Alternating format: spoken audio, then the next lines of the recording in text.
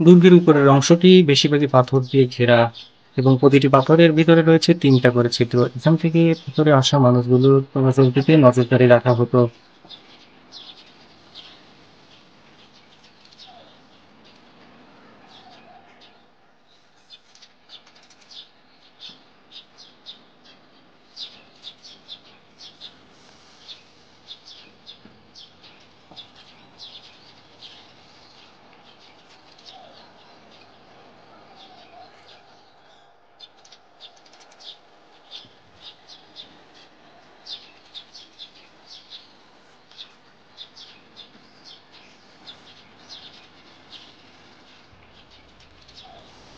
ভিতরে বেশিরভাগ জায়গায় পরিত্যক্ত অবস্থায় পড়ে আছে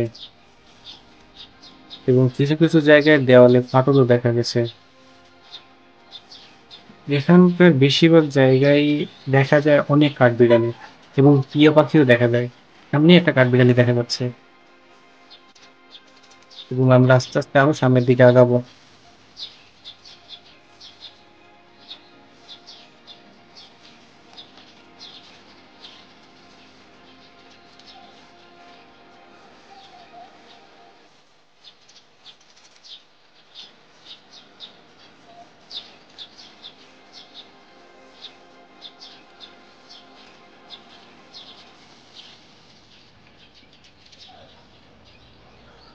সামনে আরেকটি পথ দেখা যাচ্ছে দুর্গের এবং বাইরে রয়েছে আরেকটি জায়গা যেটাও পরিত্যক্ত। এখানে অনেক দিনই বোঝা যায় যে কেউই আসা হয়নি।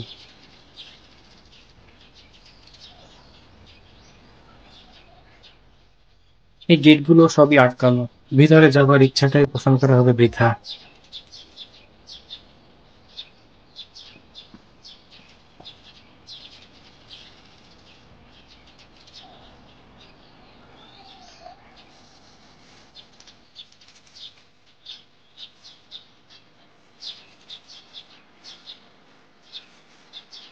এটাই হলো দুর্গের ভিতরকার অংশ।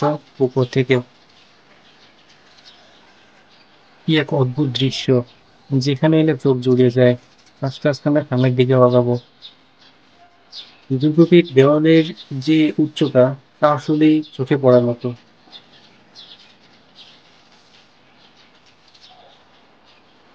এখান থেকে আমি দাঁড়ালে আমার উপরেও প্রায় ১ হাতের মতো উচ্চতায় থেকেই যায়, অর্থাৎ প্রায় ৭ ফুটের মতো উচ্চতা দেওয়াল।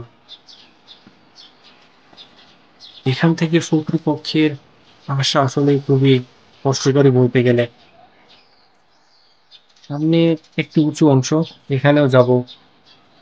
সামনের এই অংশটায় সম্ভবত জাতীয় পতাকা উত্তোলনের জন্যই ব্যবহার করা হতো, বা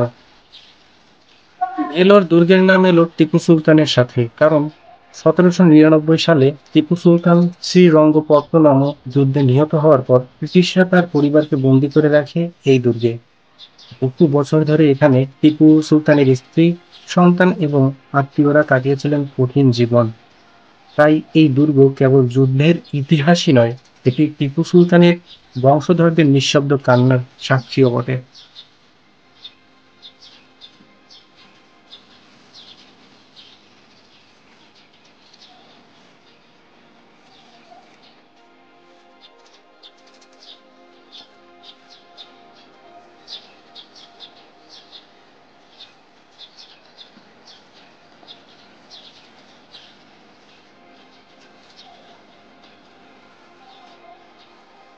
দুর্গের ভিতরে এখনো আছে কিছু অজানা রহস্য।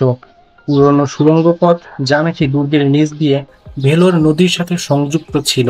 কেউ বলে টিপু সুলতানের সৈন্যরা এই পথ ব্যবহার করত পালানোর জন্য। কেউ আবার দাবি করেন এই সুড়ঙ্গের শেষ প্রান্তে আজও অজানা। ভেলোর দুর্গ কেবল পাথরের দেয়াল নয়, এটি দক্ষিণ ভারতের ইতিহাসের এক জীবন্ত অধ্যায়। এখানে টিপু সুলতানের সংগ্রাম, রাজাদের শিল্প আর সাধারণ মানুষের বিশ্বাস একসাথে বেঁচে আছে। সময় পাল্টে গেছে, কিন্তু এই দুর্গ আজও মনে করিয়ে দেয় যুদ্ধ ধ্বংসে আনে, কিন্তু ইতিহাস কখনো হারায় না। এই দুর্গের ভেতরে রয়েছে এক অসাধারণ শিল্পকর্ম, জলকান্দেশ্বর মন্দির। এই নিয়েও দেখা হবে পরবর্তী ভিডিওতে। এই ভিডিওটি কেমন লাগলো অবশ্যই জানাবেন। ধন্যবাদ।